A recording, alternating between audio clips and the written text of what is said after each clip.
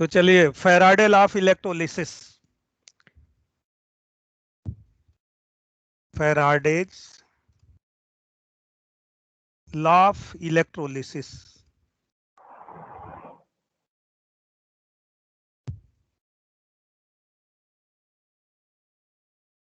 इसको कंसेप्ट से हमने कर लिया कि अगर बैटरी ने एक्स फैराडे चार्ज कंडक्ट किया तो कैथोड और एनोड दोनों पर x ग्राम इक्विवेलेंट डिस्चार्ज होगा। ठीक है, और ग्राम इक्विवेलेंट पता हो गया तो ग्राम इक्विवेलेंट में इक्विवेलेंट वेट से मल्टीप्लाई कर दिया, वेट आ गया। ग्राम इक्विवेलेंट में n फैक्टर से डिवाइड कर दिया, मोल आ गया। ग्राम इक्विवेलेंट में n फैक्टर से डिवाइड कर दो, मोल इंटू 22.4 लीटर गैस का वॉल्यूम आ गया। और थिकनेस, कितनी थिकनेस होगी कैथोड पर जो मेटल डिपॉजिट होगा, ठीक है, जब इलेक्ट्रोप्लेटिंग करते हैं, तो thickness equal to gram equivalent into equivalent weight upon density into area. तो ये सब आपने किया। अब देखो, फैराडे ने ये बताया, मैकेनिज्म ऑफ इलेक्ट्रोलिसिस में हमने ये सीखा था कि कैथोड और एनोड पर कौन डिस्चार्ज होगा, कौन डिस्चार्ज होगा कैथोड पर और कौन डिस्चार्ज होगा एनोड पर। बताइए, अगर सेम इलेक्ट्रोलिटिक सेल में two or more than two different type of cation है, तो किस कैटायन का कैथोड पर रिडक्शन होगा? अनन्या सिंह। जिसका रिडक्शन पावर ज्यादा होगा। वेरी गुड, वेरी गुड, जिसका रिडक्शन पोटेंशियल ज्यादा हो, ज्यादा होगा। रिडक्शन उसका जिसका रिडक्शन पोटेंशियल ज्यादा होगा। लेकिन ये लाइन कहां पर अप्लीकेबल नहीं होगी, कब अप्लीकेबल नहीं जहाँ होगी? सर अगर 0.3 वेरी गुड, अगर potential कैथोड हमारा मरकरी का बना है, अगर कैथोड मरकरी का बना है तो ये लाइन वहां पर अप्लीकेबल नहीं होगी, मेटल अमालगम पोटेंशियल नहीं डिसाइड करेगा। मेटल अमलगम बना लेगा। हाँ, उस मेटल आयन का रिडक्शन होगा जो मरकरी के साथ मेटल अमलगम बना लेगा, तो वहां पर रिडक्शन पोटेंशियल डिसाइड नहीं करेगा। ठीक है, क्लियर? अच्छा, एनोड पर किसका ऑक्सीडेशन होगा, जो मैकेनिज्म ऑफ इलेक्ट्रोलिसिस में हमने सीखा था? जिसका रिडक्शन पोटेंशियल कम होगा या जिसका ऑक्सीडेशन पोटेंशियल हाई होगा। हाँ, जिसका ऑक्सीडेशन पोटेंशियल हाई। यानी फाइनल कंक्लूजन ये है कि रिडक्शन उसका जिसका रिडक्शन पोटेंशियल हाई, और ऑक्सीडेशन उसका जिसका oxidation potential high, means reduction potential low. अगर ऑक्सीडेशन पोटेंशियल हाई होगा तो रिडक्शन पोटेंशियल लो होगा। ये तो हमको सिखाया मैकेनिज्म ऑफ इलेक्ट्रोलिसिस ने। अब फैराडे लॉ ने ये बताया कि ठीक है, कौन डिस्चार्ज होगा ये तो हम नहीं डिसाइड करेंगे, लेकिन जो डिस्चार्ज होगा उसका कितना अमाउंट डिस्चार्ज होगा कैथोड पर, और जो एनोड पर डिस्चार्ज हो रहा, ऑक्सीडाइज हो रहा, उसका कितना अमाउंट।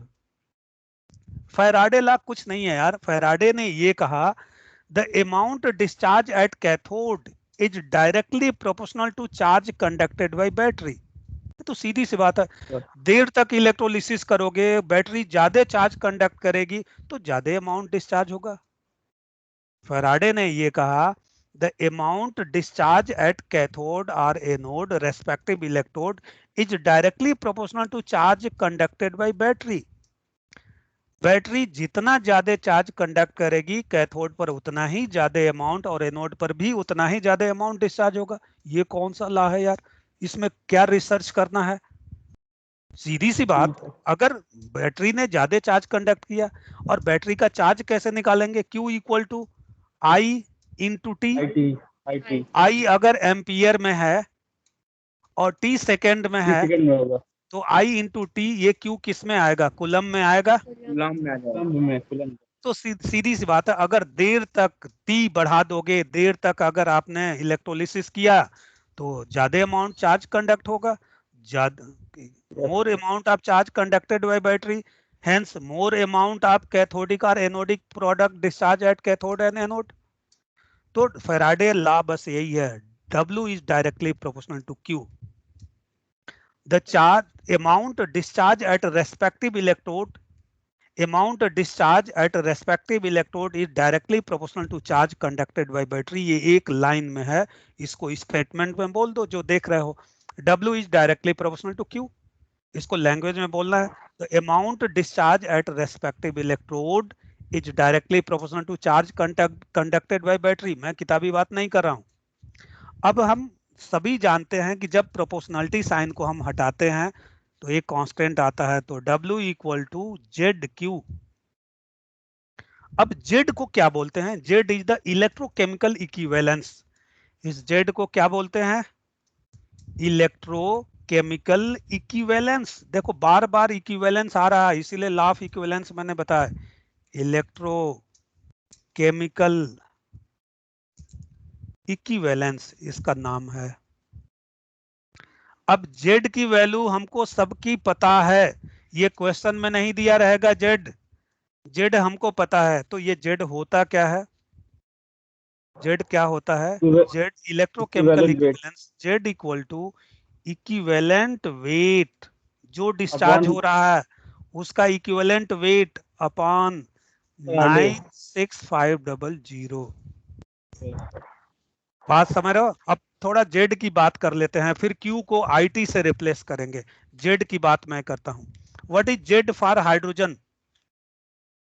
हाइड्रोजन के लिए जेड बताइए।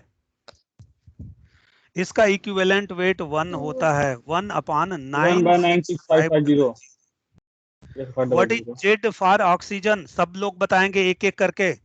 जेड फॉर ऑक्सीजन, क्योंकि 11th में आपने इक्विवेलेंट वेट पढ़ा, 8 अपॉन 96500। सबका जेड हमको पहले से पता होना चाहिए। What is Z for chlorine?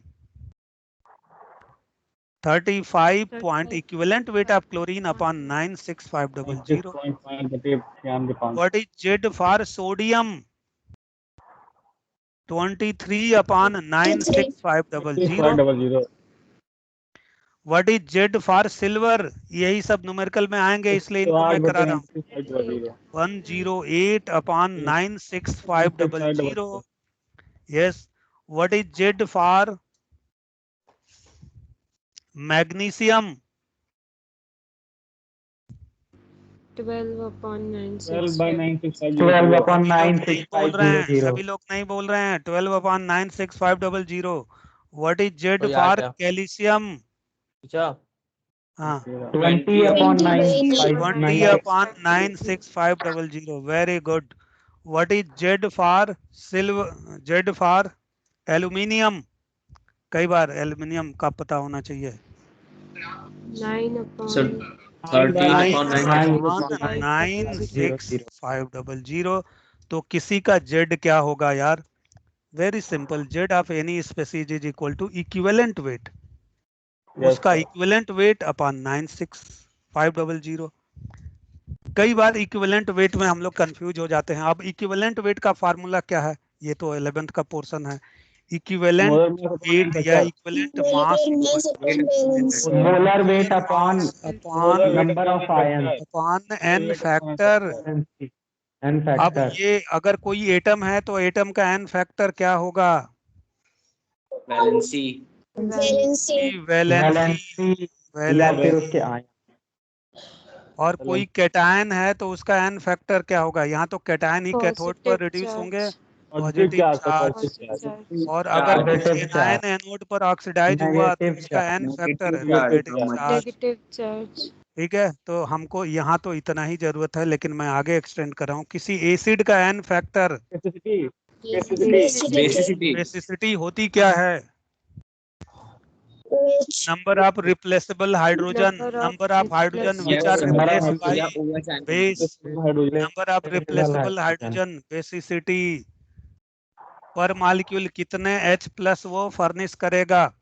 किसी बेस का एन फैक्टर, एसिडिटी। और किसी साल्ट का एन फैक्टर, टोटल पॉजिटिव और टोटल निगेटिव चार्ज, पॉजिटिव और निगेटिव चार्ज। और यहाँ जो सबसे इंपॉर्टेंट है, रिडॉक्स इलेक्ट्रोकेमिस्ट्री, ऑक्सीडाइजिंग एजेंट या रिड्यूसिंग एजेंट का एन फैक्टर, ये बताइए। ये very good, total change in oxidation number पर मॉलिक्यूल। पर मॉलिक्यूल जरूर बताना, total change in oxidation number पर मॉलिक्यूल या टोटल लॉस और गेन ऑफ इलेक्ट्रॉन पर मॉलिक्यूल।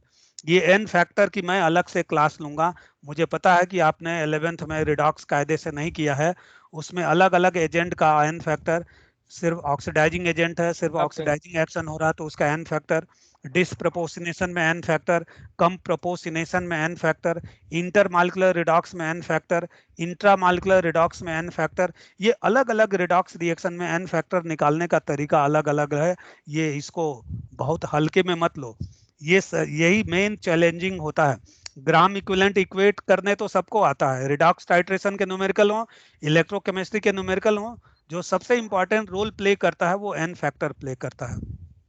तो अलग अलग केसेज में n फैक्टर क्या होगा, किसी आयन का n factor positive charge, cation का एनायन का n फैक्टर नेगेटिव चार्ज, कितने इलेक्ट्रॉन वो गेन कर रहा है या लूज कर रहा है वो उसका n फैक्टर होगा ऑक्सीडाइजिंग, क्योंकि कैटायन कैथोड पर रिड्यूस होता है और एनायन एनोड पर ऑक्सीडाइज हो जाता। अब आ जाओ फैराडे पर। फैराडे की बात को मैंने थोड़ा सा जेड को मैंने समझाने के लिए ये सब बताया, क्योंकि इक्विवेलेंट वेट नहीं आता है तो जेड ये नहीं आएगा, जेड नहीं आएगा तो ये क्वेश्चन में जेड आपको नहीं दिया रहेगा, आपको क्यू दिया रहेगा और डब्ल्यू पूछा जाएगा। तो जेड अगर हमको पता है तो क्यू डाल दो, डब्ल्यू आ गया। ये वेट किस में, ग्राम में आएगा।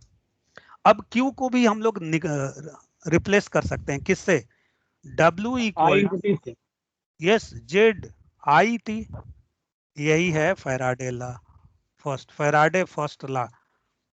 वेरी इजी था सर, वेरी इजी, कुछ नहीं है, W equal to Z I T. इसमें जो थोड़ा चैलेंजिंग था ये जेड क्या है, इलेक्ट्रोकेमिकल इक्विवेलेंस क्या है, ये समझना, ठीक है। तो what is W, the weight discharge at respective electrode either cathode और एनोड, ये वेट है लेकिन किस में है, ग्राम में।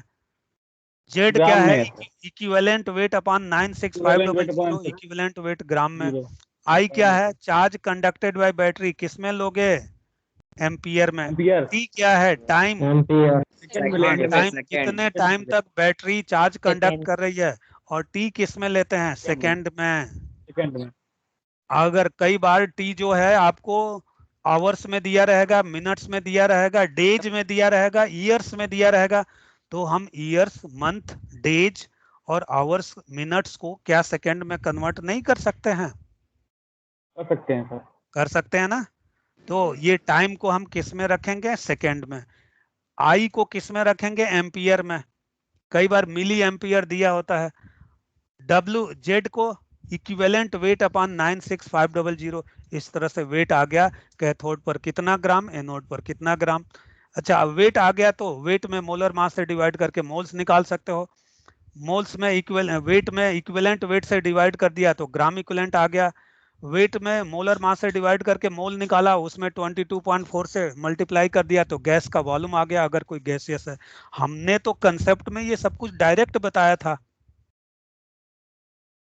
कैसे, वहां आई इंटू टी मल्टीप्लाई कर दो, जो पहले मैंने कहा था, बैटरी ने अगर x फैराडे चार्ज कंडक्ट किया तो x ग्राम इक्विवेलेंट कैथोड पर और x ग्राम इक्विवेलेंट एनोड पर।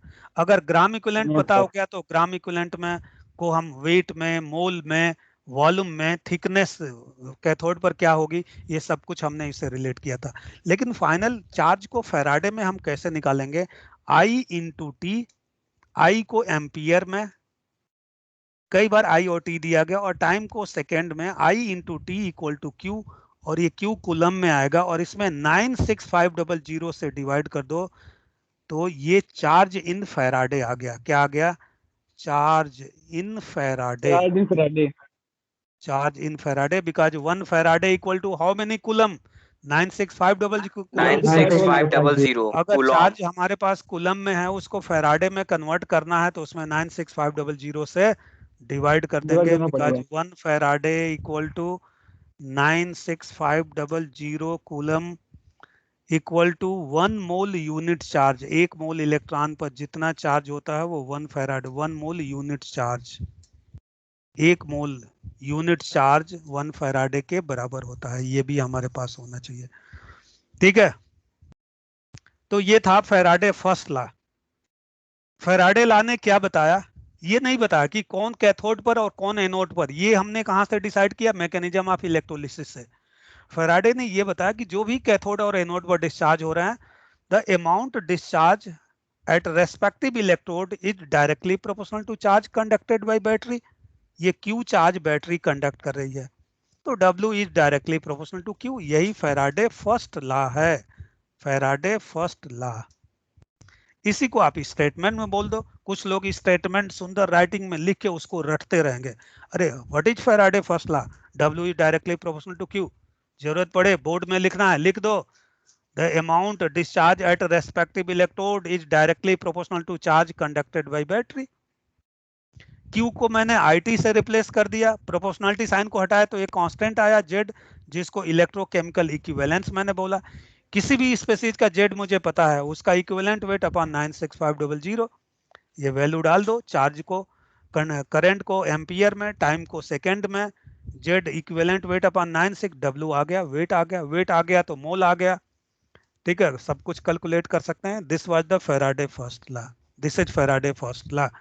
अब फैराडे सेकंड लॉ क्या है, ध्यान से समझिएगा। सर व्हाट इज, हाँ चार्ज इन फैराडे के लिए सर जो भी सर चार्ज होगा अपॉन 96500 कर देंगे तो चार्ज इन फैराडे आ जाएगा। हाँ, अगर आपको आई दिया गया है क्वेश्चन में, क्वेश्चन ऐसे पूछा जाएगा कि 10 ampere current conducted by battery for 1 hours during electrolysis of alumina in presence of platinum electrode, calculate amount of aluminium discharge at cathode. इतना लंबा चौड़ा क्वेश्चन रहेगा, लेकिन उसमें बस यही है कि कैथोड पर जो एल्यूमिनियम डिस्चार्ज होगा वो कितना होगा। आई दिया गया है, टी दिया गया, हम क्या कर दें, आई इंटू टी कर दें, क्या आ गया क्यू।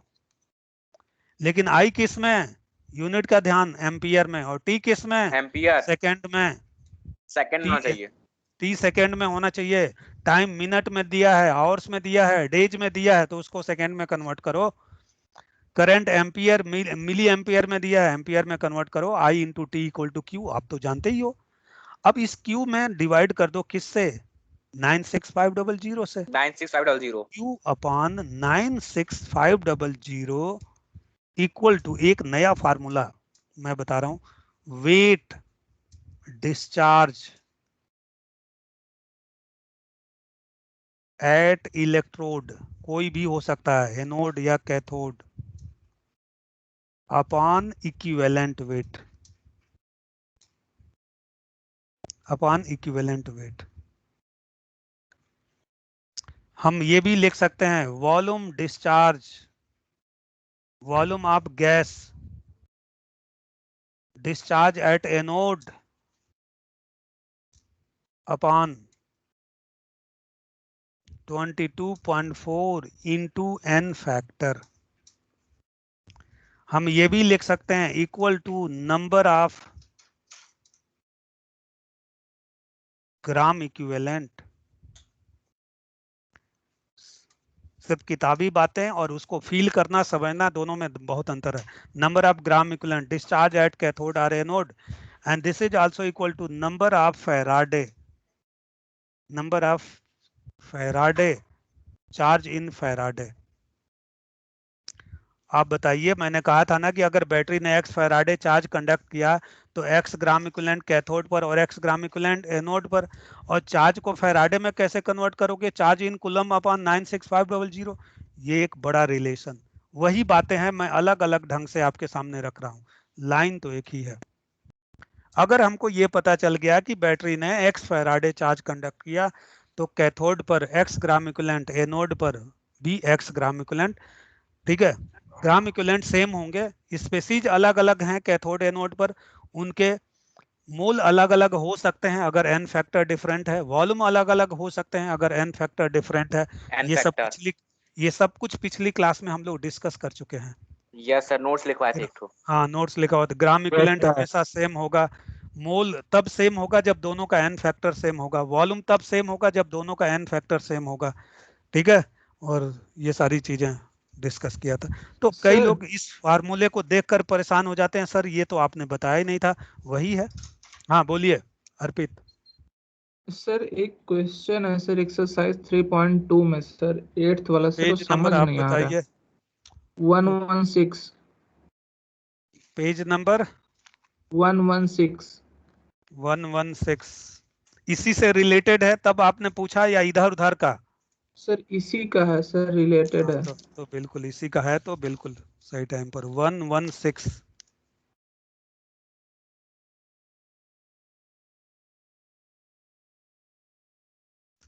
एक मिनट में, चलिए 116, यस हाँ बोलिए अर्पित। Sir, 116 पेज मेरे सामने है।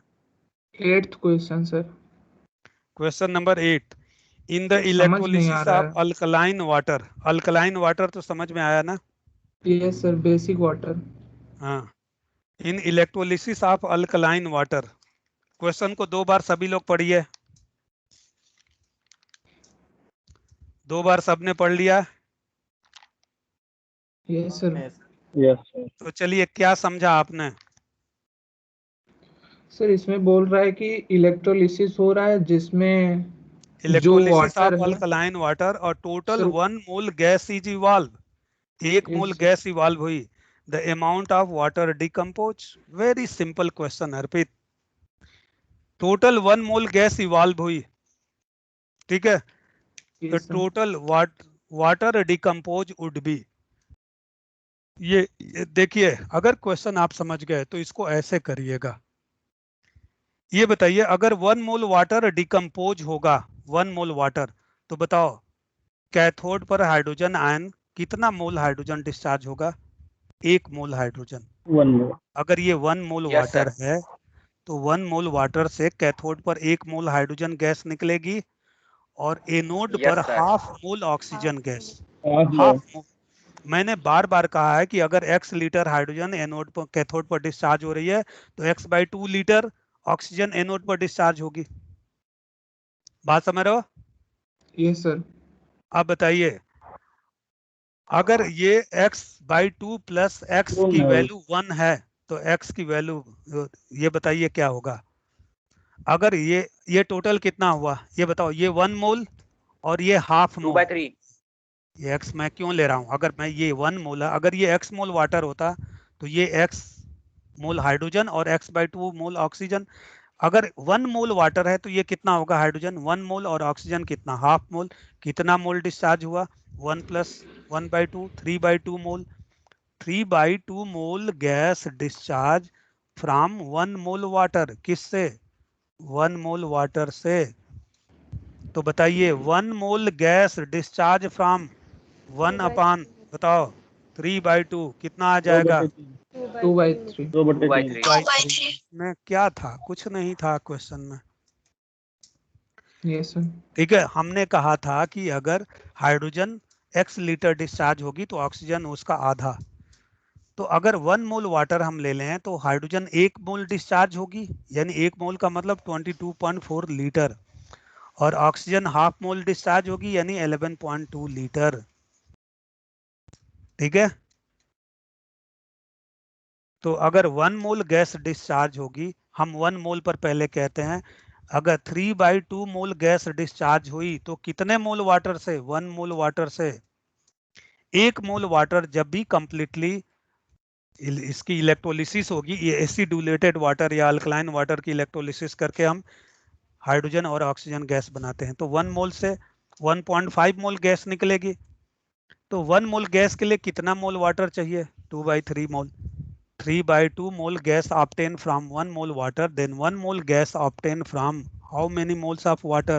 1/3/2, 2/3 mole 1/3/2. water से। ठीक है, और कोई क्वेश्चन अर्पित? No, sir. Sir बाकी हो गया सर, इसका हाँ, लैंग्वेज बाकी नहीं मैं समझ में आ रहा कराऊंगा, था। जो नहीं हुआ है मैं सब कराऊंगा। ठीक है,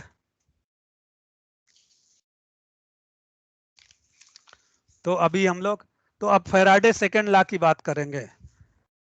ठीक है, कौन सा law? Second law. Second law of Faraday.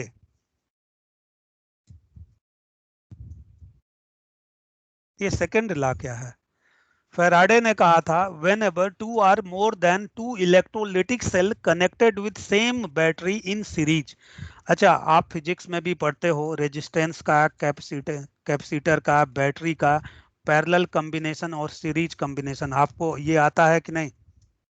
Yes sir आप parallel sir. Combination and series combination ये आता होगा। ये बताइए, ये सेल है, इसमें 2 इलेक्ट्रोड है, इस सेल में भी 2 इलेक्ट्रोड हैं। अगर इसका पॉजिटिव टर्मिनल, इसकी ये बैटरी के पॉजिटिव टर्मिनल से अटैच हो गया, इसका निगेटिव टर्मिनल इसके पॉजिटिव से इससे और इसका कैथोड इसके एनोड से और लास्ट वाले का कैथोड बैटरी के नेगेटिव टर्मिनल से अगर ऐसे मैंने कनेक्ट कर दिया तो ये बताइए ये सीरीज पैरेलल कॉम्बिनेशन है या सीरीज? सीरीज है सर। सीरीज सीरीज है सर। इसका एनोड इसके कैथोड से, इसका एनोड इसके कैथोड से और इसका उल्टा, इसका एनोड कैथोड, इसका एनोड कैथोड और इसका एनोड और इसका ये कैथोड। कैथोड लास्ट वाले सेल का कैथोड और फर्स्ट वाले सेल का एनोड, ये दोनों बैटरी से कनेक्ट हो गए। ये बताओ सीरीज कॉम्बिनेशन में एक ही battery 3 or more than 2 electrolytic cell से अगर कनेक्टेड है तो क्या सेम होगा इन सारे सेल में? करंट की वैल्यू करंट सेम रहेगा। Same, I value of I current same होगा, आई सेम होगा, तो और टी भी तो सेम है, तो क्यू क्या होगा? सेम होगा। सेम होगा। करंट की वैल्यू Same सेम होगा। होगी, ठीक है, और सेम टाइम तक चार्ज कंडक्ट हो रहा है सबके लिए, तो आई इंटू टी यानी क्यू सेम होगा। सब में क्यू अमाउंट आप चार्ज कंडक्ट करेगा कि नहीं? अब फेराडे ने Yes, कहा sir. कि whenever 2 are more than 2 electrolytic cell connected with same battery, then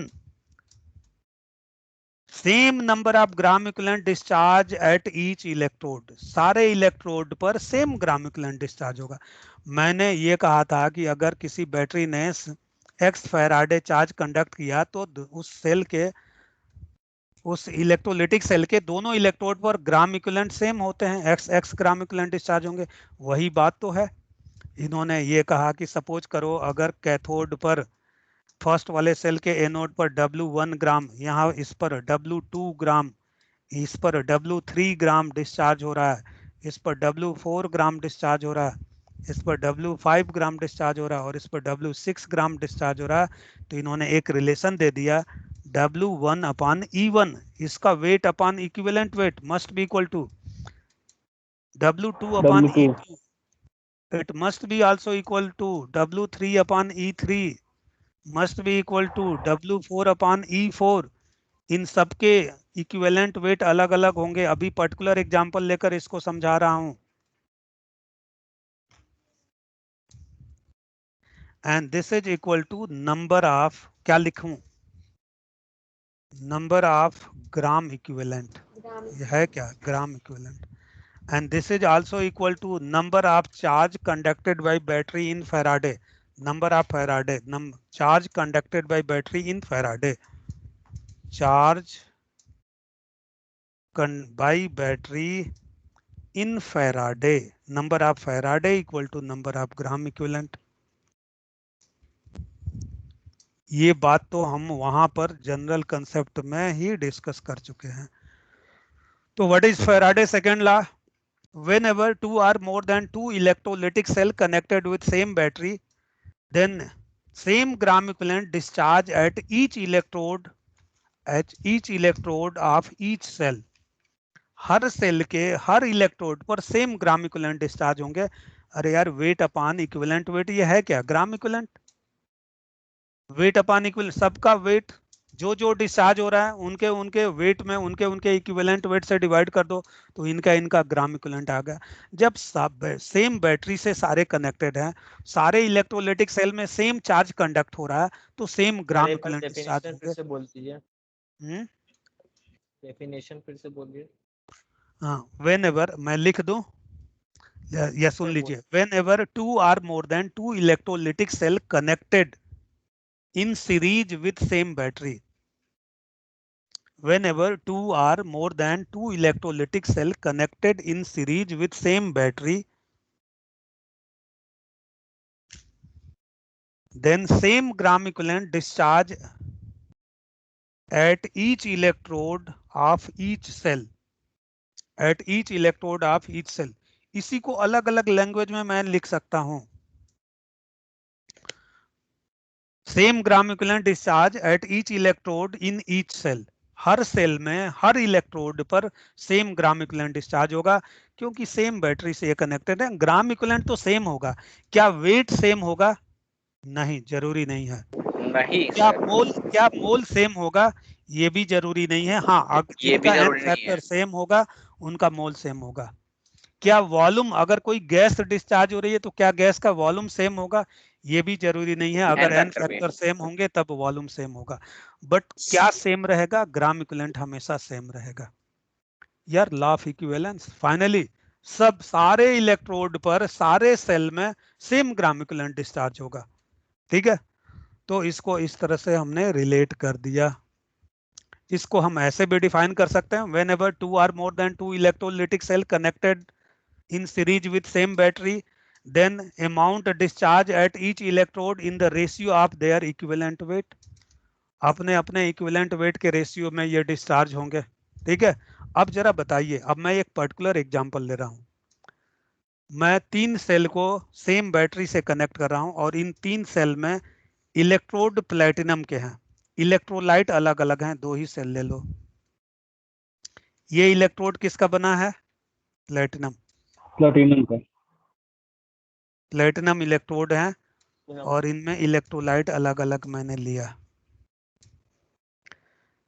बताओ, इसका एनोड बैटरी के पॉजिटिव टर्मिनल से कनेक्टेड होगा, इसका कैथोड इस बैटरी के एनोड से, और इसका कैथोड, लास्ट वाले का कैथोड बैटरी के नेगेटिव टर्मिनल से कनेक्ट हो गया। यहां पर हमने ले लिया, बताइए कौन सा इलेक्ट्रोलाइट लें? आपकी जो मर्जी बोल दो। यहाँ इलेक्ट्रोलाइट पहले वाले सेल में क्या लें? सिल्वर इलेक्ट्रोलाइट है। इलेक्ट्रोलाइट किसको बोलते हैं अभिषेक?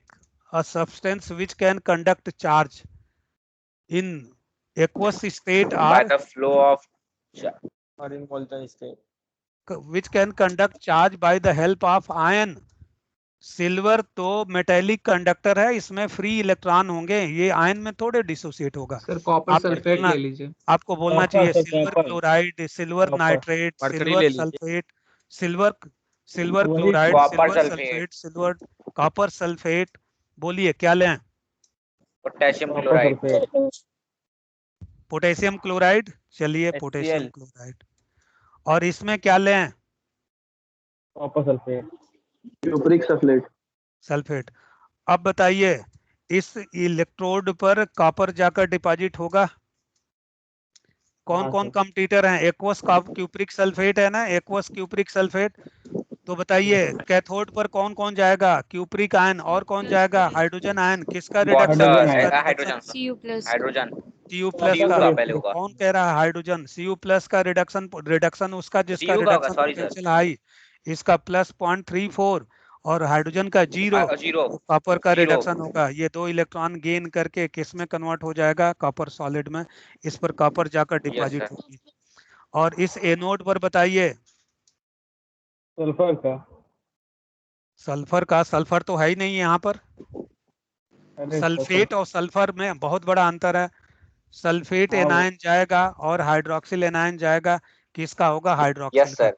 Not hydroxyl sulphate. हाइड्रोक्सिल 9 का। ठीक है, वाटर का, हाइड्रोक्सिल का। इस पर ऑक्सीजन गैस का निकलेगी। रिडक्शन पोटेंशियल कम है। हाँ, अब बताइए इसमें, बताइए कैथोड पर कौन कौन जाएगा? Potassium ion and hydrogen ion. Hydrogen ये का होगा सर। मैं वो line, mechanism of hydrogen. Electrolysis वाली लाइन बोलिए। During electrolysis all cations moves towards cathode, but that will reduce first, which have highest reduction potential. Best potential. तो hydrogen ion का कितना होगा? हाइड्रोजन का 0। होगा और पोटेशियम आयन का कितना होगा? -2। -2.92। तो किसका होगा? हाइड्रोजन का ना। हाइड्रोजन का। हाइड्रोजन हाइड्रोजन का। इलेक्ट्रॉन एक्सेप्ट करके यस हाइड्रोजन सर, पहले गैस में हाइड्रोजन हो कन्वर्ट जाए। होगा। तो हाइड्रोजन गैस, इस पर कौन सी गैस निकलेगी? Hydrogen hydrogen gas. गैस। अब बताइए हाइड्रोजन। इस एनोड पर कौन कौन जाएगा? Chloride chlorine and and OH। OH। OH minus. But अगर यहाँ डाइल्यूट वर्ड मेंशन नहीं है तो क्लोरीन, क्लोराइड का होगा। बेटर कम्पटीटर होगा। मैंने कहा था एनोड पर यस सर। अगर 2 कम्पटीटर के रिडक्शन पोटेंशियल में 0.3 वोल्ट या इससे कम का डिफरेंस है। अच्छा, ये बता सकते हो ये एनसीईआरटी में किसने ये दिया था? ये स्टेटमेंट किसका कंट्रीब्यूशन है?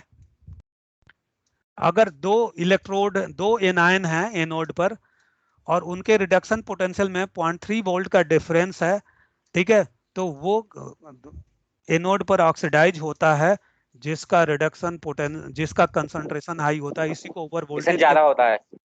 इसी को ओवर वोल्टेज के फॉर्म में बोलते हैं। ये लाइन एनसीईआरटी में किसने लिखी थी? इलाहाबाद शहर का इस लाइन में बड़ा कंट्रीब्यूशन है। इलेक्ट्रोकेमिस्ट्री एनसीईआरटी में जो लिखा था, जो फाइनली किया था प्रोफेसर भरत सिंह ने, जो इलाहाबाद यूनिवर्सिटी के हेड ऑफ डिपार्टमेंट हुआ करते थे बहुत पहले। प्रोफेसर भरत सिंह उस समय मुरली मनोहर जोशी ये उनके टाइम में थे, शिक्षा मंत्री थे। और ये काम मुरली मनोहर जोशी ने प्रोफेसर भरत सिंह को दिया था एनसीईआरटी में वो करने के लिए, ठीक है। तो वो एनसीईआरटी में ये लाइन किसने लिखी थी? इसी इलाहाबाद यूनिवर्सिटी के केमिस्ट्री के हेड ऑफ डिपार्टमेंट हुआ करते थे प्रोफेसर भरत सिंह। उसके बाद जगदम्बा सिंह हुए हेड ऑफ डिपार्टमेंट केमिस्ट्री में। वो उस टाइम के ये बड़े दो नाम थे। तो उन्होंने ये स्टेटमेंट, अब उस एनसीईआरटी में शायद ये लिखा भी था, उसमें उनका नाम भी था professor Bharat Singh.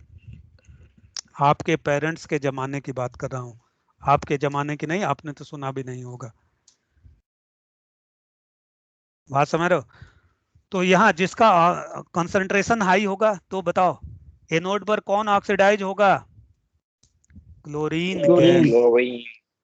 Half Cl2 से। हाँ, हाफ Cl2 से। एक क्लोराइड होगा तो हाफ Cl2, दो क्लोराइड लोगे तो 1 मोल Cl2, 1 मोल इलेक्ट्रॉन के लिए, तो इस पर क्लोरीन गैस निकलेगी। अब जरा बताइए, अगर इस बैटरी ने 1 फैराडे चार्ज कंडक्ट किया तो इस कैथोड पर कितना ग्राम हाइड्रोजन डिस्चार्ज होगा? 1 फैराडे तो 1 ग्राम इक्विवेलेंट, 1 फैराडे चार्ज तो 1 ग्राम इक्विवेलेंट, और 1 ग्राम इक्विवेलेंट हाइड्रोजन का मतलब इक्विवेलेंट वेट के बराबर 1 ग्राम हाइड्रोजन। हाइड्रोजन का इक्विवेलेंट वेट 1 होता है, 1 ग्राम हाइड्रोजन। बट इस एनोड पर कितने, हाँ, बट इस एनोड पर कितनी ग्राम क्लोरीन? 35.5 ग्राम क्लोरीन। क्योंकि हाइड्रोजन अगर अपने इक्विवेलेंट वेट के बराबर डिस्चार्ज होगा तो क्लोरीन भी अपने इक्विवेलेंट वेट के बराबर। ये दोनों के एक एक ग्राम इक्विवेलेंट, ग्राम इक्विवेलेंट का मतलब होता है equivalent weight in the weight. जैसे 1 मोल आप बोलते हो तो मोल क्या बताता है? Times of molecular weight. Molecular weight का कितना टाइम? 1 मोल बोला तो मॉलिक्यूलर वेट का 1 टाइम, 2 मोल बोला तो मॉलिक्यूलर वेट का 2 टाइम, 3 मोल बोला तो मॉलिक्यूलर वेट का 3 टाइम। वैसे ही मैं कहूँ 1 ग्राम इक्विवेलेंट तो इक्विवेलेंट वेट का 1 टाइम्स, 2 ग्राम इक्विवेलेंट तो उसके, जिसका बोल रहा हूँ 2 ग्राम इक्विवेलेंट, उसके इक्विवेलेंट वेट का 2 टाइम्स, 3 ग्राम इक्विवेलेंट तो इक्विवेलेंट वेट का 3 टाइम्स। तो बताइए 1 ग्राम इक्विवेलेंट हाइड्रोजन डिस्चार्ज होगी अपने इक्विवेलेंट वेट का 1 टाइम, हाइड्रोजन का इक्विवेलेंट वेट 1 होता है। 1 ग्राम इक्विवेलेंट क्लोरीन भी डिस्चार्ज होगी क्योंकि ग्राम इक्विवेलेंट तो बराबर होंगे, बट क्लोरीन का इक्विवेलेंट वेट 35.5 होता है, तो 35.5 ग्राम क्लोरीन डिस्चार्ज होगी। दोनों एक एक ग्राम इक्विवेलेंट डिस्चार्ज हुए। हाँ, वेट अलग इसलिए हो गया कि दोनों के इक्विवेलेंट वेट अलग अलग हैं अगर बैटरी ने 1 फैराडे चार्ज कंडक्ट किया। अब बताइए इस कैथोड पर कितना ग्राम कॉपर डिस्चार्ज होगा? अच्छा, मैं पूछूं, हर इलेक्ट्रोड पर कितना ग्राम इक्विवेलेंट डिस्चार्ज होगा? एक एक ग्राम इक्विवेलेंट। 1 फैराडे बैटरी ने चार्ज कंडक्ट किया तो 1 ग्राम इक्विवेलेंट कैथोड पर, 1 ग्राम इक्विवेलेंट एनोड पर। हर सेल के हर इलेक्ट्रोड पर एक एक ग्राम इक्विवेलेंट डिस्चार्ज होगा, और 1 ग्राम इक्विवेलेंट उसके इक्विवेलेंट वेट का 1 टाइम, तो इस पर 1 ग्राम इक्विवेलेंट कॉपर डिस्चार्ज होगी, और कॉपर का इक्विवेलेंट वेट होगा 63.5 molar mass upon n factor 2। 63.5 copper का n फैक्टर 2 है। कैसे पता 2? क्यूप्री का आयन 2 इलेक्ट्रॉन गेन करके कॉपर में कन्वर्ट हुआ, लॉस और गेन ऑफ इलेक्ट्रॉन, क्यूप्री का आयन ने 2 इलेक्ट्रॉन, तो इसका equivalent weight molar mass by 2 हो जाएगा। तो बताइए कितनी ग्राम कॉपर डिस्चार्ज होगी? 63.5 बाय 2, 63.2। अब बताइए इस एनोड पर, सेकेंड वाले सेल के एनोड पर कितनी ग्राम ऑक्सीजन डिस्चार्ज होगी? अपने इक्विवेलेंट वेट के बराबर, और ऑक्सीजन का इक्विवेलेंट वेट क्या होगा? 8 ग्राम। मैं पूछूं कितनी ग्राम इक्विवेलेंट, तो सभी 1-1 ग्राम इक्विवेलेंट, बट वेट सबके अलग अलग हैं क्योंकि इक्विवेलेंट वेट यस अलग अलग सर, है। ठीक है, x into equivalent weight। तो यही है। और इस पर एक और रिलेशन आगे निकल कर आया, इन्हीं लाइनों में वो सारा रिलेशन है। W1 upon W2 equal to Z1 upon Z2, ये रिलेशन आता है, equal to E1 upon E2। ये कैसे आ गया जरा देखो, फार्मूले वाले जो फार्मूले प्रीफर करते हैं। अच्छा, फैराडे सेकंड लॉ ने क्या कहा, W1 upon E1 equal to W2 upon E2, ये कहा। तो आप इसको ये लिख सकते हो कि नहीं, इसको क्या लिख सकते हो, W1 upon W2 equal to E1 upon E2 लिख सकते हो ना। Yes And sir. this is also equal to Z1 upon Z2।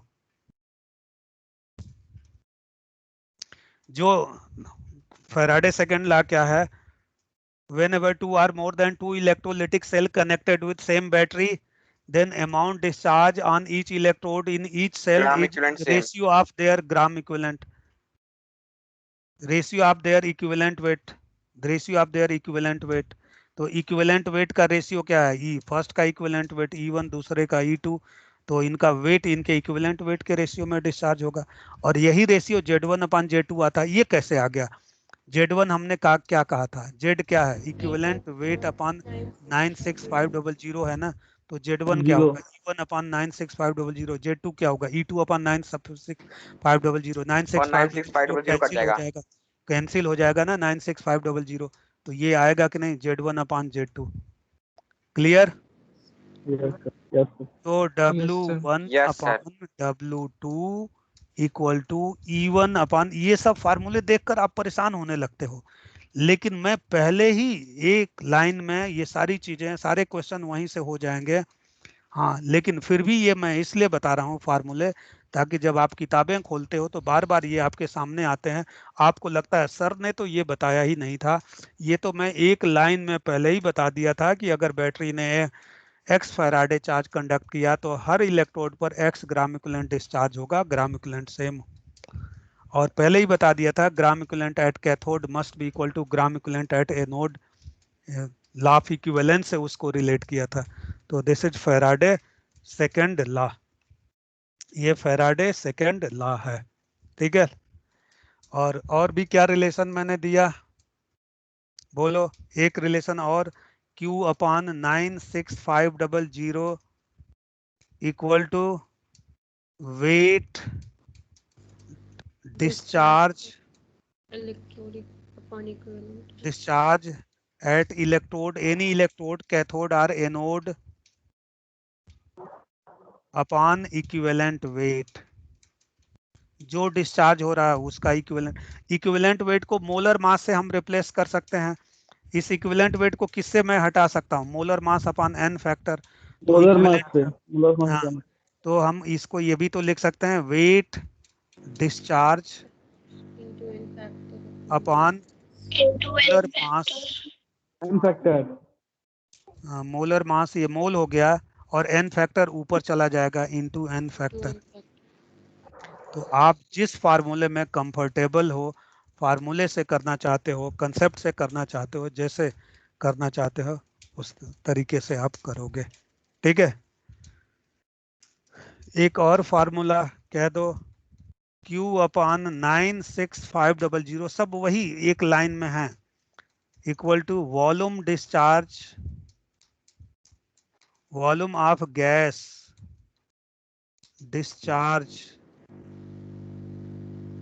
Eight electrode, वो कैथोड हो या एनोड है,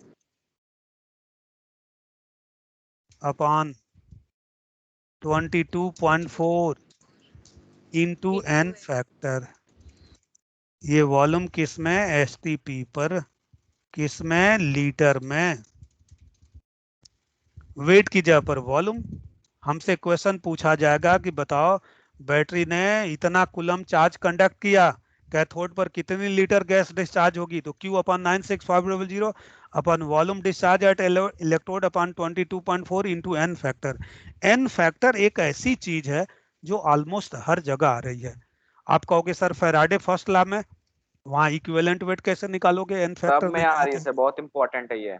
तो ये एन फैक्टर जिसको मिसिंग होता है, जिसका एन फैक्टर का कंसेप्ट क्लियर नहीं होता है, यहाँ इलेक्ट्रोकेमिस्ट्री में तो नॉर्मली आयन है उनका तो सीधे सीधे दिख रहा है, लेकिन जो रिडॉक्स टाइट्रेशन है 7th चैप्टर 11th का, उसमें रिडॉक्स टाइट्रेशन जो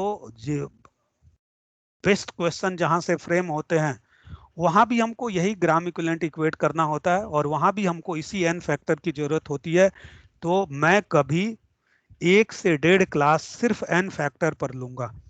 N factor of oxidising agent जितनी हमारी केमिस्ट्री में बार बार आएंगे, N factor of reducing agent उनका एन फैक्टर, कौन कौन हमारी केमिस्ट्री में ऑक्सीडाइजिंग एजेंट हैं जो हमारी सिलेबस में है, इन ऑर्गेनिक केमिस्ट्री में उनके बार बार रिएक्शन आएंगे और हर जगह हम लोग बिना सिर पैर बिना दिमाग यूज किए रटते रहते हैं। N factor of all reducing agent, n factor in case of disproportionation, n factor in case of comproportionation reaction, n factor in case of intramolecular redox reaction। इन सारी केसेज में मुझे 1 से 1.5 क्लास चाहिए और वही पर स्टूडेंट लैग करते हैं। ये फाइनली मैं देखता हूँ, 12 साल से देखता आ रहा हूँ कि जो बॉर्डर लाइन स्टूडेंट हैं, बॉर्डर लाइन स्टूडेंट जो जेई एडवांस के पार्टिसिपेंट हैं, ठीक है, जो अच्छी रैंक के साथ भी जेई एडवांस में आते हैं, उनकी भी प्रॉब्लम इस तरह के न्यूमेरिकल में एन फैक्टर होता है। वो एन फैक्टर अगर सही नहीं यूज कर पाए तो पूरी इलेक्ट्रोकेमिस्ट्री, पूरा रिडॉक्स, पूरा some basic concept of chemistry वो इफेक्ट होता है। और एन फैक्टर तो डायरेक्ट पूछा गया कि ये रिएक्शन है, इसका एन फैक्टर बताओ, तो ये एन फैक्टर पर एक क्लास हम लोग लेंगे। ठीक है, ये ऑक्सीडाइजिंग और रिड्यूसिंग एजेंट में ये डिसप्रोपोर्शनेशन में कैसे निकालते हैं, इंटरमॉलिक्यूलर में कैसे निकालते हैं, इंट्रामॉलिक्यूलर में। इसका फायदा ये होगा कि सारे ऑक्सीडाइजिंग और रिड्यूसिंग की लिस्ट हमारे सामने होगी और जब हम पी ब्लॉक पढ़ेंगे इनऑर्गेनिक के रिएक्शन, तो वही ऑक्सीडाइजिंग और रिड्यूसिंग एजेंट अलग अलग केमिकल से रिएक्ट करेंगे, वही रिडॉक्स रिएक्शन होगा और उसको हम रटते रहेंगे। एक बार मैं जब बता दूंगा कि ये ऑक्सीडाइजिंग एजेंट जब किसी रिड्यूसिंग से रिएक्ट करता है तो ये बनाता है, और ये रिड्यूसिंग एजेंट जब किसी ऑक्सीडाइजिंग से रिएक्ट करेगा तो ये बनाएगा, उसी में हमारे सारे रिएक्शन आ जाएंगे। पूरा P block, D block, S block के रिडॉक्स के जितने रिएक्शन होते हैं, तो उससे आप टफ से टफ रिएक्शन को आपको रटना नहीं पड़ेगा। आप इसी को स्मार्ट स्टडी बोलते हैं, कम टाइम में आप ज्यादा केमिस्ट्री कवर करोगे। रिएक्शन रटना नहीं पड़ेगा, रिएक्शन रटा भी नहीं जा सकता है, याद भी नहीं रहता है।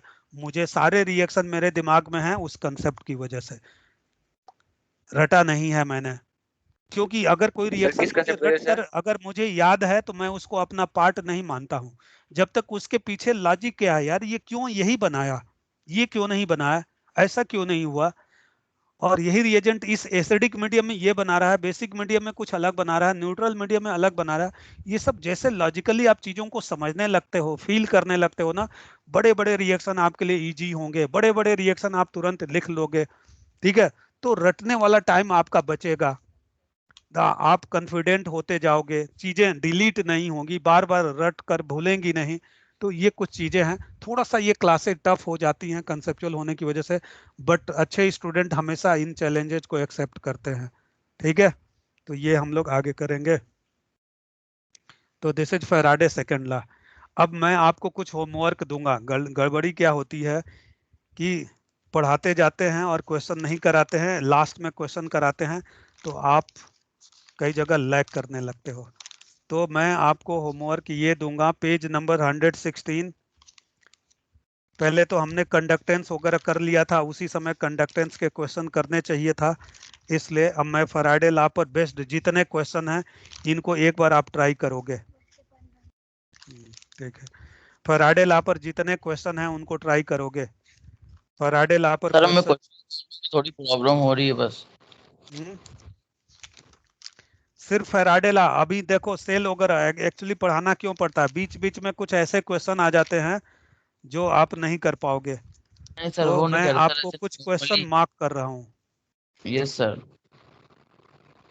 ये सर वो मैं कुछ क्वेश्चन करने में थोड़ी प्रॉब्लम हो जा रही है। वो क्योंकि अभी एक क्वेश्चन में बहुत सारे कंसेप्ट आ जाते हैं, इसलिए सिर्फ फैराडे लॉ पर जो क्वेश्चन है सिर्फ उनको हम आप सेलेक्ट करके कर सकते हो। अभी हम जब डैनियल सेल इलेक्ट्रोड और नस्ट इक्वेशन बता देंगे, इलेक्ट्रोकेमिकल सीरीज का एप्लीकेशन बताएंगे, अलग अलग जो सेल हैं वो सब बता देंगे, तब आप कहीं से कोई भी क्वेश्चन कर सकते हो। ठीक है, तो अभी मैं मॉड्यूल में जरा देखता हूँ, सिर्फ फैराडे लॉ पर बीच बीच में अलग अलग कंसेप्ट पर भी क्वेश्चन आ जा रहे हैं।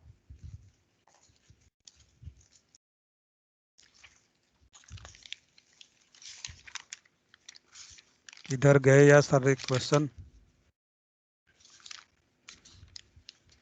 लेवल 2 में किस पेज से क्वेश्चन शुरू है? Level 2 138 sir. इसमें सर लेवल 1 है 130।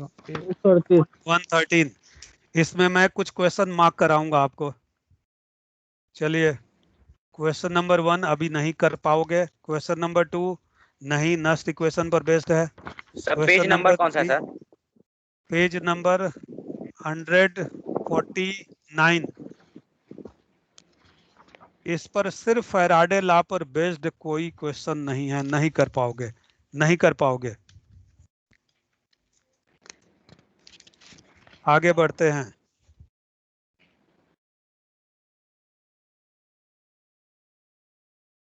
ये सब जब तक नस्ट इक्वेशन नहीं होगा नहीं कर पाओगे।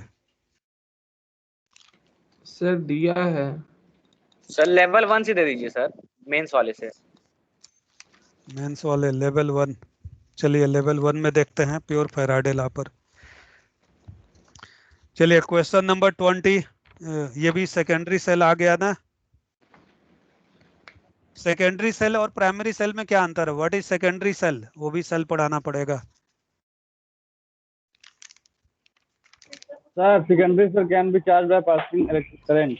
हाँ, the cell which can primary cell can recharge, be use वो आफ्टर सेल जो रिचार्ज किया जा सकता है, रीयूज किया जा सकता है, उसको क्या बोलते हैं? Secondary cell. प्राइमरी में यूज नहीं कर सकते। प्राइमरी सेल एक टाइम वाला। हाँ एक बार किया खराब हो गया। हाँ, चलिए क्वेश्चन नंबर 10 10 रुपए आप वाला। करोगे, पेज नंबर 117, क्वेश्चन नंबर 10।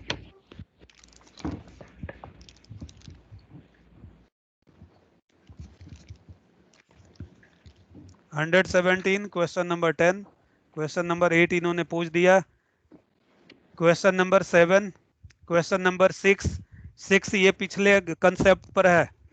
चलो पेज नंबर 16 पर 6 to 10 ये सारे क्वेश्चन सभी लोग ट्राई करेंगे। एक्सरसाइज 3.2 ना सर पूरा? हाँ। और इसमें 3.3 में आ जा रहा है, वो जब तक मैं इलेक्ट्रोड नहीं पढ़ाऊंगा नहीं कर पाओगे क्वेश्चन नहीं।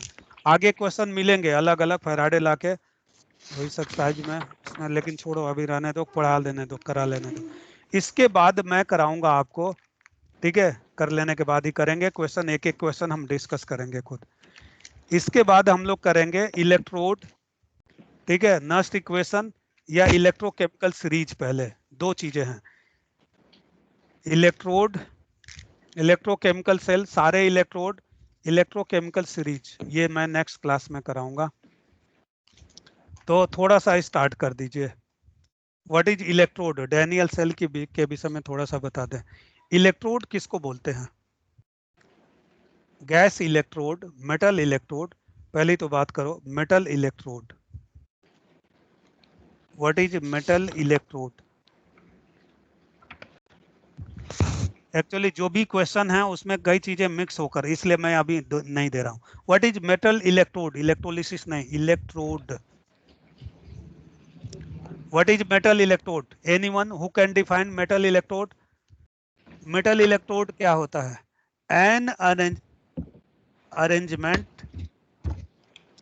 in which a metal placed in its electrolyte. ध्यान से, कुछ नहीं है मेटल इलेक्ट्रोड। मेटल इलेक्ट्रोड क्या है? एक अरेंजमेंट है जिसमें मेटल को उसी के इलेक्ट्रोलाइट में डिप कर दिया।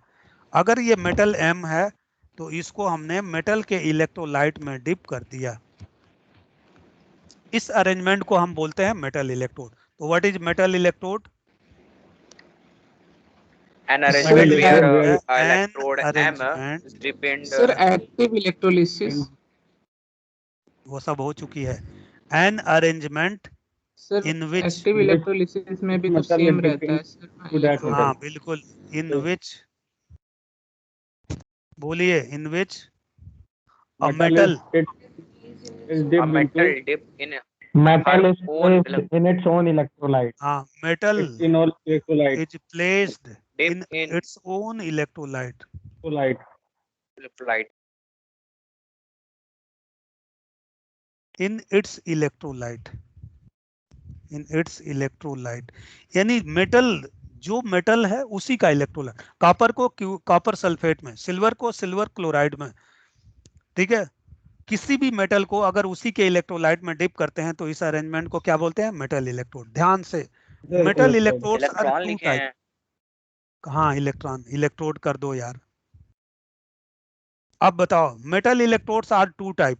अब ये मेटल इलेक्ट्रोड दो तरह के होंगे। First oxidation metal electrode, oxidation, यहां से समझना है, oxidation metal electrode, oxidation metal electrode. And second is reduction metal electrode. ये क्या होता है? Reduction metal electrode, very good. Oxidation metal electrode क्या होगा? An electrode in which oxidation takes place. इसमें क्या होगा ऑक्सीडेशन मेटल इलेक्ट्रोड में? इन विच ऑक्सीडेशन होगा। Oxidation takes place. और रिडक्शन मेटल इलेक्ट्रोड में क्या होगा? रिडक्शन। अब रिडक्शन पॉइंट आ रहा है, कंसेप्ट आ रहा है, जरा ध्यान से, ध्यान से अब बताइएगा। अगर मैंने जिंक को जिंक सल्फेट में डिप किया, बताओ क्या होगा? जिंक प्लेट को, जिंक वायर को, जिंक रॉड को, जिंक स्ट्रिप को अगर मैंने जिंक को जिंक सल्फेट में डिप किया, यहाँ दो रिएक्शन की पॉसिबिलिटी है और अपने दिमाग से बताना है। किताबें साइड कर दो। जिंक को जिंक सल्फेट में डिप कर दिया, यहाँ दो पॉसिबिलिटी है, मैं वो बता रहा हूँ। यहाँ पहली पॉसिबिलिटी है, ये जो जिंक की प्लेट है, जिंक की वायर है, जिंक का इलेक्ट्रोड है, ये न्यूट्रल जिंक, जिंक आयन में ऑक्सीडाइज हो सकता है सोल्यूशन में बाय लॉस ऑफ 2 इलेक्ट्रॉन। दूसरी पॉसिबिलिटी है, इस सोल्यूशन में जिंक आयन भी तो है, सोल्यूशन के अंदर जिंक सल्फेट लिए हो तो जिंक आयन भी है। दूसरी पॉसिबिलिटी है कि ये जिंक आयन 2 इलेक्ट्रॉन गेन करके इस पर डिपॉजिट हो सकता है। और पहली पॉसिबिलिटी क्या है? जिंक जिंक आयन में ऑक्सीडाइज हो सकता है। दूसरी पॉसिबिलिटी रिवर्स की है। ये दो पॉसिबिलिटी है ना इस इलेक्ट्रोड के अंदर। ध्यान से समझिएगा सभी लोग, बड़ा इंपॉर्टेंट पॉइंट है, तब मैं कह रहा हूं ध्यान से। Either this zinc plate neutral zinc oxidize into zinc ion or the zinc ion which are already present in this solution reduce into zinc neutral zinc। दो रिएक्शन की पॉसिबिलिटी है। फॉरवर्ड में क्या हो रहा है? अगर फॉरवर्ड होगा तो ऑक्सीडेशन, और अगर बैकवर्ड होगा तो क्या होगा? रिडक्शन। ये बताओ, अगर फॉरवर्ड होगा तो ये ऑक्सीडेशन हाफ सेल बनाएगा, और अगर बैकवर्ड होगा तो रिडक्शन हाफ सेल। अब मुझे कौन बताएगा कि इसमें क्या होगा, ऑक्सीडेशन या रिडक्शन? पॉसिबिलिटी तो दोनों है, दोनों इस इलेक्ट्रोड में प्रेजेंट है। मेटल इलेक्ट्रोड में जिंक को जिंक सल्फेट में डिप कर दिया, जिंक जिंक आयन में ऑक्सीडाइज भी हो सकता है। जिंक आयन जो सोल्यूशन में प्रेजेंट है वो 2 इलेक्ट्रॉन गेन करके जिंक में रिड्यूस भी हो सकता है। ये दोनों पॉसिबिलिटी है।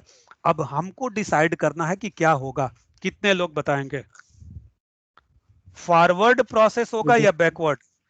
न्यूट्रल जिंक का जिंक आयन में ऑक्सीडेशन होगा या जिंक आयन का न्यूट्रल जिंक में रिडक्शन होगा? ये आपको बताना है और यही मुझे सिखाना था। एक छोटा सा ट्रिक मैं बताऊंगा, ये हम कैसे डिसाइड कर लेंगे। अगर मुझसे पहले कोई कुछ बोलना चाहता है तो बोल सकता है। आपको बताना है कि इस मेटल इलेक्ट्रोड में ऑक्सीडेशन होगा या रिडक्शन। इस मेटल इलेक्ट्रोड में जिंक की जो प्लेट है, न्यूट्रल प्लेट, वो ऑक्सीडाइज होगी या रिड्यूस होगी? कुछ लोगों ने बोला ऑक्सीडेशन। Why oxidation? क्या लॉजिक है? लॉजिक क्या है? अब देखो रिडक्शन लॉजिक क्या है, हम कैसे डिसाइड करेंगे? यार मुझे पता है कि जिंक का रिडक्शन पोटेंशियल होता है, जिंक का रिडक्शन पोटेंशियल होता है -0.76, जिंक का ऑक्सीडेशन पोटेंशियल होता है +0.076। अब ये बताओ जिंक में ऑक्सीडाइज होने का पोटेंशियल पावर ज्यादा है या जिंक आयन में रिड्यूस होने का पावर ज्यादा है? ये है रिडक्शन Oxidized पोटेंशियल -0.76 और ऑक्सीडेशन पोटेंशियल +0.76। अरे पोटेंशियल का मतलब पावर। जिंक की अपनी मर्जी, दोनों पॉसिबिलिटी है। जिंक ऑक्सीडाइज होगा न्यूट्रल जिंक जिंक आयन में या रिड्यूस होगा। ये पोटेंशियल ने बता दिया जिंक में ऑक्सीडाइज होने का पावर हाई है, देन रिडक्शन। क्या होगा? फॉरवर्ड प्रोसेस होगा, बैकवर्ड नहीं होगा। और जब होगा तो ध्यान देना, ये सरफेस से जिंक आयन में सोल्यूशन में आते जाएंगे, ये ऑक्सीडेशन प्रोसेस होगा। आखिर कब तक जिंक आयन ये न्यूट्रल जिंक आयन के फॉर्म में सोल्यूशन में आएगा? कब तक आएगा?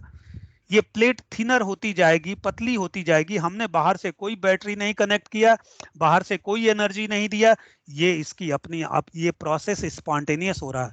ये जिंक की प्रॉपर्टी है। जिंक आयन में जब डिप होता है तो न्यूट्रल जिंक आयन में ऑक्सीडाइज होता है।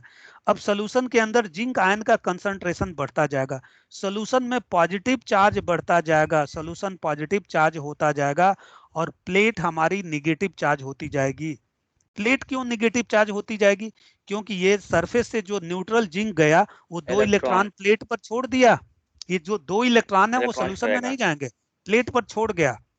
तो ये प्लेट निगेटिव चार्ज में कन्वर्ट होती जाएगी और सोल्यूशन में पॉजिटिव चार्ज आता जाएगा। इस सोल्यूशन और प्लेट के बीच में पोटेंशियल डिफरेंस डेवलप होता जाएगा। और ये कब तक होगा?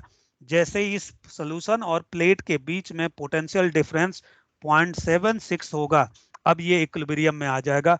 अब फर्दर जिंक आयन में ऑक्सीडाइज नहीं होगा। तो ये डिसाइड करना बड़ा पॉइंट है कि जब भी किसी मेटल को मेटल इलेक्ट्रोलाइट में डिप करेंगे तो उस मेटल न्यूट्रल मेटल का मेटल आयन में ऑक्सीडेशन होगा या सॉल्यूशन में present metal ion electron gain करके रिड्यूस होगा। अगर ऑक्सीडेशन होगा तो वो मेटल ऑक्सीडेशन मेटल इलेक्ट्रोड बनाएगा, अगर रिडक्शन होगा तो रिडक्शन इलेक्ट्रोड। अगर उसका ऑक्सीडेशन पोटेंशियल उसके रिडक्शन पोटेंशियल से हाई होगा तो ऑक्सीडेशन होगा, और अगर उल्टा हुआ तब तो उल्टा होगा। अब जरा देखो, अगर मैं कॉपर को क्यूप्रिक सल्फेट में मैं डिप कर दूं, कॉपर भी तो मेटल है, क्यूप्रिक सल्फेट कॉपर को उसी के इलेक्ट्रोलाइट में मैं डिप कर दूं क्यूप्रिक सल्फेट में, अब जरा बताइए क्या होगा? यहाँ भी दोनों पॉसिबिलिटी है। रिडक्शन होगा। आइदर दिस न्यूट्रल कॉपर, बहुत समझने वाली बात है, either this neutral copper oxidize into cupric ion, या तो न्यूट्रल कॉपर सरफेस से क्यूप्रिक आयन में ऑक्सीडाइज होगा, और the cupric ion which are already present in this electrolyte reduce in copper. अब आप ये बताइए क्या होगा? रिड्यूस होगा क्योंकि उसका रिडक्शन पोटेंशियल उसके ऑक्सीडेशन पोटेंशियल ज्यादा होगा। वेरी गुड, यही मैं सबसे सुनना चाहता था। क्यूप्रिक आयन अगर 2 इलेक्ट्रॉन एक्सेप्ट करके कॉपर में कन्वर्ट होता है तो इसका रिडक्शन पोटेंशियल कितना? +0.34। और अगर उल्टा होता है, ऑक्सीडाइज होता है न्यूट्रल कॉपर क्यूप्रिक आयन में, तो इसका ऑक्सीडेशन पोटेंशियल कितना? -0.34। आप बताइए, यहाँ तो उल्टा हो गया, रिडक्शन पोटेंशियल ज्यादा ऑक्सीडेशन पोटेंशियल कम। बोलिए फॉरवर्ड रिडक्शन होगा या ऑक्सीडेशन? रिडक्शन।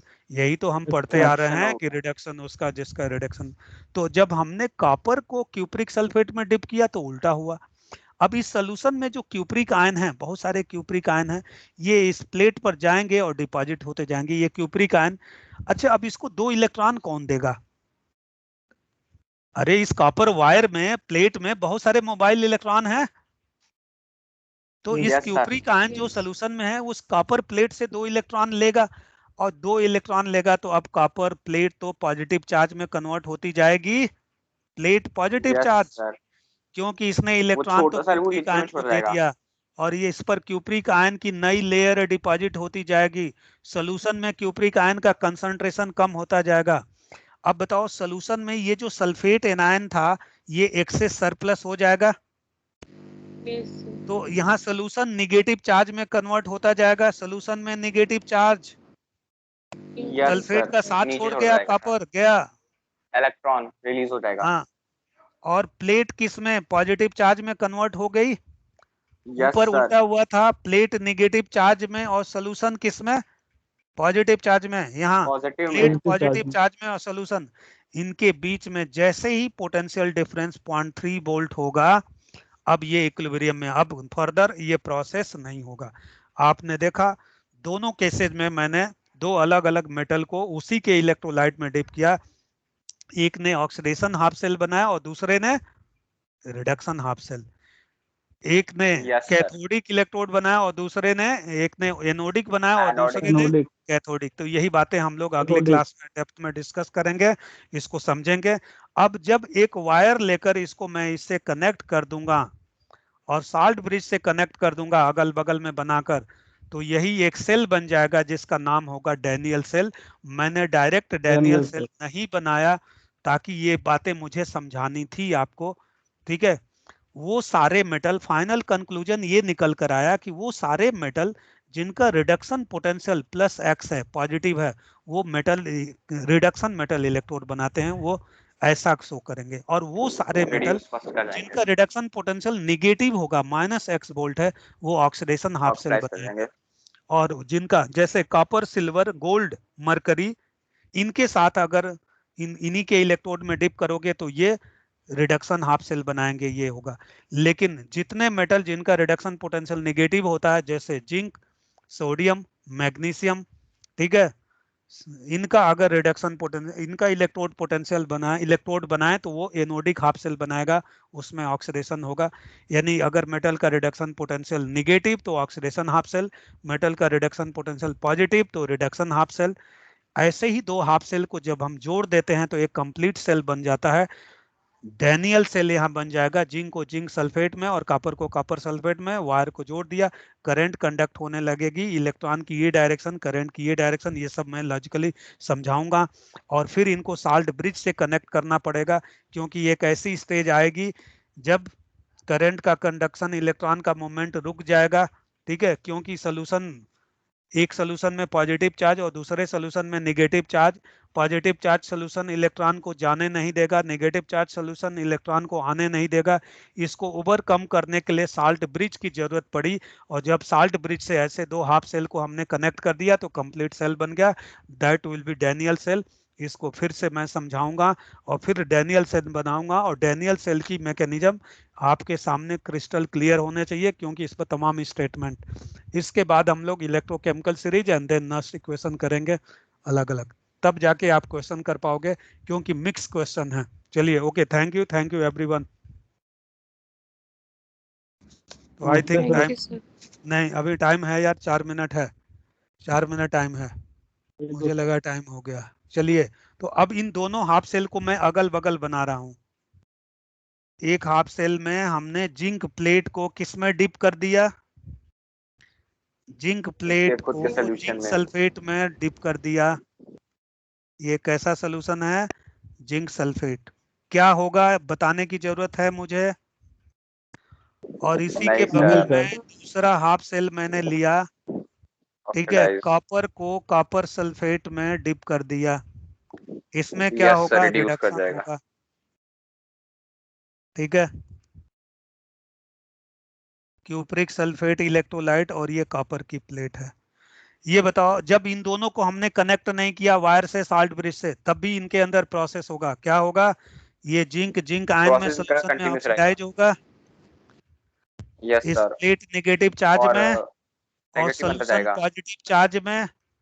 और यहाँ पर क्या होगा, क्यूप्रिक आयन दो इलेक्ट्रॉन प्लेट से लेकर इस पर जाकर डिपॉजिट होगा, ये प्लेट इलेक्ट्रोड पॉजिटिव पॉजिटिव हो चार्ज जाएगा, में और सोल्यूशन में इलेक्ट्रोलाइट नेगेटिव नेगेटिव। चार्ज, ठीक है। अब ये कब तक होगा, जब तक इसका रिडक्शन पोटेंशियल पोटेंशियल डिफरेंस 0.76, इसका 0.34, और जैसे ही इन दोनों को मैंने वायर से कनेक्ट किया, बोल्ट में 1 वोल्ट, बीच में एक वोल्टमीटर या अमीटर लगा दो, वायर से कनेक्ट कर दो, या बीच में एक बल्ब लगा दो, बल्ब ग्लो करने लगेगा। ऐसा क्यों? देखो ये एनोडिक इलेक्ट्रोड है, इस पर ये लो पोटेंशियल पर है, यहाँ पर इलेक्ट्रॉन एक्सेस में है, और ये इलेक्ट्रॉन डेफिशिएंट, इलेक्ट्रॉन इधर से इधर जाएगा, अपने आप जाएगा, करंट इधर से इधर जाएगी, करंट की डायरेक्शन उल्टी Yes, होगी, करंट कंडक्ट होने लगी, कुछ देर तक बल्ब ग्लो करेगा, धीरे धीरे बल्ब बुझ जाएगा, ग्लो करना बंद कर देगा। क्यों? एक ऐसी स्टेज आएगी कि इस जाने वाले इलेक्ट्रॉन को ये पॉजिटिव चार्ज सॉल्यूशन अट्रैक्ट करेगा। जब तक इसको ओवरकम कर रहा था इलेक्ट्रॉन, तब तक तो ये जाएगा, लेकिन एक ऐसी स्टेज आएगी कि ये पॉजिटिव चार्ज सॉल्यूशन इस इलेक्ट्रॉन को जाने नहीं देगा, अट्रैक्ट करेगा ना। एक ऐसी स्टेज आएगी जो इलेक्ट्रॉन इसमें इंटर कर रहा है, ये इलेक्ट्रॉन इस एनोड से कैथोड पर जाएगा, जिंक प्लेट से कॉपर प्लेट पर जाएगा, ये नेगेटिव चार्ज सॉल्यूशन उसको रिपेल करेगा। जब तक इस अट्रैक्शन और रिपल्सन फोर्स को इलेक्ट्रॉन ओवरकम कर रहा था, तब तक तो इलेक्ट्रॉन कंडक्ट हुआ। ये जो प्रॉब्लम आई, इसका सलूशन क्या है? इसका सलूशन है साल्ट ब्रिज। अब जरूरत पड़ी मुझे साल्ट ब्रिज से कनेक्ट करने की। साल्ट ब्रिज क्यों आई? अब साल्ट ब्रिज इस सलूशन को न्यूट्रल बनाएगी, जो इसमें एक्सेस नेगेटिव चार्ज थे सल्फेट, ये salt bridge cathodic half cell को कैटायन सप्लाई करके इस एक्सेस नेगेटिव चार्ज को नलिफाई करेगी, और एनोडिक हाफ सेल को एनायन सप्लाई करके इस पॉजिटिव चार्ज को नलिफाई करेगी। अब ये सॉल्यूशन न्यूट्रल हो गया, तो ये इलेक्ट्रॉन को जाने से मना नहीं करेगा। ये भी सॉल्यूशन न्यूट्रल हो गया, तो साल्ट ब्रिज ने इलेक्ट्रिकल न्यूट्रलिटी को मेंटेन किया। इलेक्ट्रिकल न्यूट्रलिटी ये दोनों सॉल्यूशन को इलेक्ट्रिकली न्यूट्रल कर देगा। अदरवाइज एक सॉल्यूशन में एक्सेस नेगेटिव चार्ज कैथोडिक वाले में और एनोडिक वाले में एक्सेस पॉजिटिव चार्ज, इनको न्यूट्रलाइज करना पड़ेगा। इसलिए salt bridge anodic half cell को एनायन सप्लाई करती है और कैथोडिक हाफ सेल को कैटायन सप्लाई करती है, क्योंकि कैथोडिक हाफ सेल में नेगेटिव चार्ज है उसको न्यूट्रलाइज करने के लिए, और एनोडिक हाफ सेल में पॉजिटिव चार्ज है। अब जाकर हमारी सर्किट कंप्लीट हुई। अब यहाँ पर जिंक आयन में ऑक्सीडाइज होता रहेगा, इलेक्ट्रॉन जो छोड़ेगा वो इलेक्ट्रॉन ऐसे कंडक्ट होते हुए, ठीक है, इस कैथोड पर आएगा, और क्यूप्रिक आयन जाएगा, उसी दो इलेक्ट्रॉन को एक्सेप्ट करेगा, क्यूप्रिक आयन इस कैथोड पर डिपॉजिट होता जाएगा, कैथोडिक प्लेट थिकर होती जाएगी, हमारी एनोडिक प्लेट थिनर होती जाएगी, क्योंकि जिंक नीचे सॉल्यूशन में आता जाएगा। यहाँ जिंक सल्फेट का कंसंट्रेशन बढ़ता जाएगा। सर थोड़ा सॉल्ट ब्रिज वाला फिर से बता दीजिए। हाँ, साल्ट ब्रिज को मैं कायदे से बताऊंगा, डेप्थ में बताऊंगा, टाइम कम है। साल्ट ब्रिज क्या होती है? इन्वर्टेड यू शेप ट्यूब होती है, इन्वर्टेड यू शेप्ड ट्यूब। इसमें इनर्ट इलेक्ट्रोलाइट को फिल करते हैं। उस इनर्ट इलेक्ट्रोलाइट को अगर में बॉयल करते हैं, सेमी सॉलिड स्टेट में इसमें फिल कर देते हैं, और इसको कॉटन ग्लास फाइबर से या कॉटन से इसको प्लग करते हैं और इसमें ले जाकर फिट करते हैं। साल्ट ब्रिज का फंक्शन मैं बताऊंगा। साल्ट ब्रिज में जो कैटायन एनायन है, पहली शर्त कि उनकी आयनिक मोबिलिटी सेम होनी चाहिए, यानी जिस स्पीड से कैटायन कैथोडिक हाफ सेल की तरफ जा रहा है, उसी स्पीड से एनायन एनोडिक हाफ सेल में जाना चाहिए। दोनों की आयनिक मोबिलिटी सेम होनी चाहिए। साल्ट ब्रिज में जो इलेक्ट्रोलाइट मैंने फिल किया वो कैथोडिक और एनोडिक इलेक्ट्रोलाइट से रिएक्ट नहीं करना चाहिए, यानी इनर्ट इलेक्ट्रोलाइट होना चाहिए। जो एनोडिक हाफ सेल में जिंक सल्फेट है या कैथोडिक हाफ सेल में क्यूप्रिक सल्फेट है, इन दोनों से रिएक्ट नहीं करना चाहिए। बहुत सारी केसेज हैं, अगली क्लास में मैं बताऊंगा, ठीक है। तो डैनियल सेल कैसे बना, बेसिक मैकेनिज्म क्या है, इसका डिस्कशन अभी बहुत इंपॉर्टेंट डिस्कशन बचा है। डैनियल वर्ड आते ही वो सारी पिक्चर आपके सामने आ जाना चाहिए। इस पर तमाम क्वेश्चन तमाम पूछा जाएगा। इलेक्ट्रॉन की डायरेक्शन, चार्जिंग के समय, डिस्चार्जिंग के समय सब कुछ उल्टा होने लगेगा। जब ये डिस्चार्ज हो रहा है तो केमिकल एनर्जी को इलेक्ट्रिकल एनर्जी में कन्वर्ट हो रहा है, और जब ये रिचार्ज होगा तो वापस इलेक्ट्रिकल एनर्जी केमिकल एनर्जी में कन्वर्ट होगी। जब ये रिचार्ज होगा तो एनोडिक हाफ सेल जिसमें ऑक्सीडेशन हो रहा था डिस्चार्जिंग के दौरान, अब उसमें रिडक्शन होगा, और जिसमें रिडक्शन हो रहा था उसमें ऑक्सीडेशन उल्टा होने लगेगा। ये सब कुछ समझाऊंगा, बहुत इंपॉर्टेंट है। इलेक्ट्रॉन की डायरेक्शन रिवर्स हो जाएगी, साल्ट ब्रिज में आयन की डायरेक्शन रिवर्स हो जाएगी, इलेक्ट्रिकल एनर्जी केमिकल एनर्जी में कन्वर्ट होने लगेगी रिचार्जिंग के दौरान। डिस्चार्जिंग के दौरान जो भी कुछ होगा, इलेक्ट्रॉन की डायरेक्शन, करंट की डायरेक्शन, इलेक्ट्रोड थिकर या थिनर क्या हो रहा है, रिचार्जिंग के दौरान सब कुछ उल्टा होता है। ये सारी चीजें मैं समझाऊंगा, क्योंकि इस पर बार बार जेई मेंस में स्टेटमेंट पूछे गए हैं। During discharging of Daniell cell, during recharging या during discharging of cell, during recharging of cell, इसकी पूरी मैकेनिज्म मैं अगले क्लास में डिस्कस करूंगा। तो okay, thank you everyone, thank you, thank you नमस्ते sir. Sir. Thank you, yes thank you, sir. Thank you, sir. Thank you Thank sir, bye sir. Bye, Thank thank you, you, bye, Thank you, sir. Bye sir. Bye. Sir PDF भेज दीजिएगा sir, PDF. हाँ बिल्कुल भेज नमस्ते दूंगा। Sir. नमस्ते। Sir आज वाला लेक्चर बहुत नमस्ते बढ़िया सर। था, एकदम मस्त लगा आज। आज वाले से बढ़िया मेरे लिए, अब मैं मुझसे पूछेंगे तो कौन सा लेक्चर बढ़िया था, तो इससे पहले वाला जो क्लास था वो ज्यादा इम्पोर्टेंट था। और अगर ये आपको अच्छा लगा तो इसके आगे वाला लेक्चर और अच्छा लगेगा। सर लीव कर दीजिए आप। नहीं यहाँ चला आज तो वाले बहुत में ज्यादा भी काफी मतलब कंटेंट था, भयंकर आज लगा। वाला थोड़ा सिंपल था इसलिए शायद बढ़िया लगा। इससे पहले वाला लेक्चर थोड़ा टफ था, मैं मुझसे नहीं अगर वो भी कहोगे, अच्छा था सर। हाँ तो सर वो इन ज्यादा फैक्टर वो भी कब इम्पोर्टेंट है, अच्छा था। क्योंकि पढ़ाएंगे? उसका ज्यादा एप्लीकेशन कई चैप्टर में है। थोड़ा टफ था इसलिए नहीं लगा। चलिए ठीक है, तो फिर अगली क्लास जो होगी वो इससे 10 टाइम्स बेटर होगी, इससे भी अच्छी होगी। तो आपकी पसंद मुझे समझ यस में आ रही सर। है।